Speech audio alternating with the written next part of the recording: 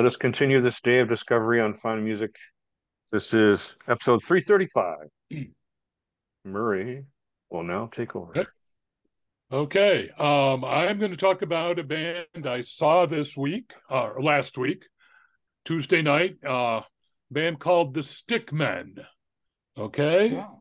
The Stickmen is Tony Levin, Pat Mastelotto, and Marcus Reuter. Probably Tony Levin would be the most familiar name out of there. Tony Levin has played bass with damn near everyone. As a matter of fact, let's start by King Crimson, Peter Gabriel. Yes, he has played with Peter Gabriel. We will go to his Wikipedia page, and we see here he has played with John Lennon, Herbie Mann, Sarah McLachlan, Stevie Nicks, Pink Floyd, Robbie Robertson, Paul Simon, Lou Reed, David Bowie, and many, many, many, many more. He is known for playing the Chapman stick, which is where the name the Stickmen comes from.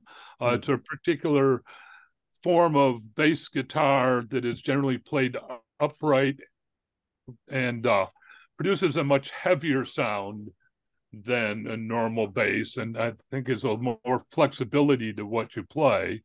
And again, we will go back to the Stickmen, and also in the Stickmen, no, I'm blanking. Oh, they've been around for a few years. They have. Marcus Reuter also plays Chapman stick and similar guitars. He's credited with touch guitars.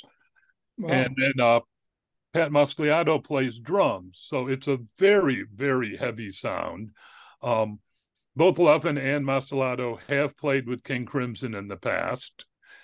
And in fact, if I can jump over here, they have on Bandcamp, on their Bandcamp page, they have a separate page known as Stickmen Bootlegs. And what they do is if they get a hold of any live recordings that someone else has done, they put them up on Bandcamp and charge you to download them off Bandcamp. That's a smart thing to do. Very sly. So, and then some of them, the one I've got here was someone they did off their own soundboard. This is the show 2 nights after the one I saw. They sound-wise, I would compare them to like all the heaviest parts of a King Crimson concert. They're like really hardcore heaviness, and we're going to take a little risk here. We're actually going to play. Nothing too famous. Oh. No, well, it is famous. Crimson I'm thinking we might be able to get away with this because it's on Bandcamp. All right. We'll try. They are okay. If I can find my. You want your sound share? Yeah, computer sound. There it is. Okay. Yeah. Okay. So, here we go. This is very famous song title. Oh my God. Very famous song. This is their version. Oh, yeah. They get right to it. Wow. Yeah. That's how they opened their show. That. Wow. Other Crimson songs on here are they do The Sheltering Sky, which is off the Discipline album.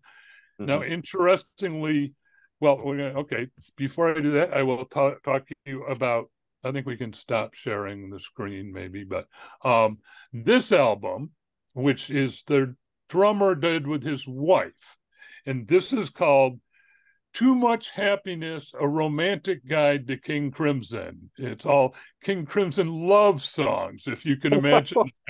Yeah. Like Heartbeat, Matacudicide. Yeah, some of these definitely love songs. When they did Sheltering Sky, they introduced it as a romantic King Crimson song, but it's not on the album because it's totally instrumental. And I was a little surprised because I don't know if either of you or anyone out there is familiar with the book that Sheltering Sky is based on. It's a book Oh by yeah, Powell's about a couple of Americans who go to Africa and basically die because they're stupid Americans who think they're invincible. And I'm like, well, there was maybe a movie that's based on romantic. that too. What? There's There a was a movie. movie based on that. Yeah. Yeah, there is. And the police song Tea in the Sahara is based on that book. Mm. So, but anyway, back to, like I say, Stickmen, if you like the hardcore heavy King Crimson stuff and you like really bass oriented stuff, even though both of them, the two, guitarists alternate bass and lead, and the drummer was making comments that sometimes it's hard to tell who's playing what since they're using similar instruments, but they put on a great show. You can buy their stuff off Bandcamp. You can also they have their own Bandcamp page, a separate Bandcamp page for their official recordings like this one. But if you're into that kind of hardcore heavy metal prog type stuff, I highly, highly recommend Stickmen. Oh, that's very good news. That's very interesting. I'm a big Tony Levin fan. Okay. All right. Let's I saw him just like a month or so ago with his brother, the Levin brothers, playing very mellow jazz. But his brother plays piano, and there was a really mellow piano-oriented jazz show.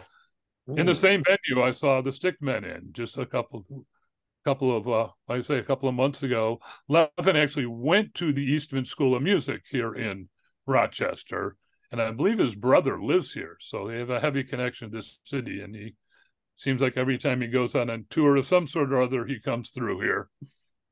Wow. Rochester, New York. Don't miss it. Mm-hmm. One of the musical stops of America. Yep. Like Austin, Texas, and that small We're city. What's trying it to called? get there. Yeah. Everyone who Okay. lives in Rochester will tell you it's a great music scene, and people who don't have no idea. All right. Thank you. Thank you, Murray.